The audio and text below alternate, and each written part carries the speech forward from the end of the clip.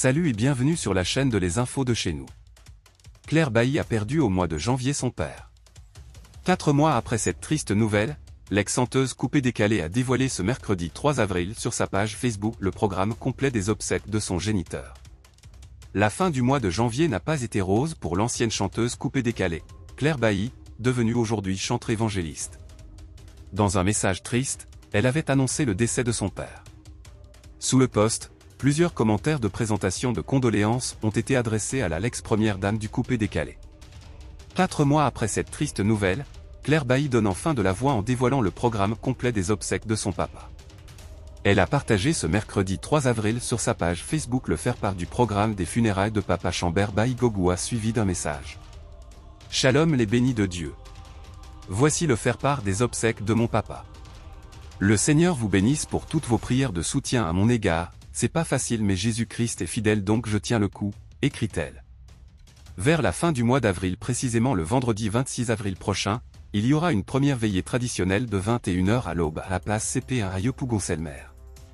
Ensuite, c'est dans le village de Boguédia dans le département d'Issiac qu'il y aura une seconde veillée traditionnelle le jeudi 9 mai prochain de 20h à l'aube sur la place publique du village. Puis, le lendemain à partir de 15h à la morgue d'Issiac, on procédera à la levée du corps suivi du transfert à Boguédia.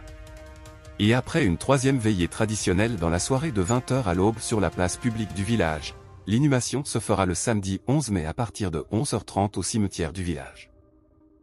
Dans d'autres nouvelles, la rappeuse Mosti a révélé dans un récent post Facebook s'être séparée de son ancien producteur Alain Nigbélé de qui elle était très liée professionnellement. Il s'en est suivi une période difficile qui a affecté sa carrière parce que, dira-t-elle d'Alain Nigbélé, c'était son équilibre à elle. On apprendra dans la foulée par l'animateur Ozone que les perspectives de son retour sont bonnes. Un single et un EP seraient déjà prêts pour de grosses collaborations. Invitée par l'équipe de Showbuzz, la rappeuse a de vive voix livré la raison de sa discorde avec son ancien producteur. On a eu des différends sur la suite de ma carrière et puis bon, il y a de petits problèmes en interne que je ne veux pas révéler par respect et puis. Cette réponse évasive ne convaincra pas Ozone qui a dû la faire accoucher, c'était vraiment sur l'organisation. En fait, on avait une certaine organisation qui nous désavantageait. C'est-à-dire qu'Alain avait un poste, BI, un autre membre du staff, note de la rédaction, avait un poste sauf qu'Alain était trop éparpillé et ça n'a pas plu à tout le monde. En filigrane, entre Alain et BI, qui était aussi son producteur, il y avait un problème de positionnement, selon Mosti parce que visiblement, il lui semblait qu'Alain Nigbélé faisait de l'ombre à BI. C'est bien dommage car les deux hommes évoluaient dans deux domaines différents mais avantageux, la vidéo pour Alain et le son pour BI, pour la rappeuse. Si vous avez aimé cette vidéo, merci de liker, partager, commenter et surtout vous abonner à la chaîne. Et on se retrouve très vite pour une prochaine vidéo.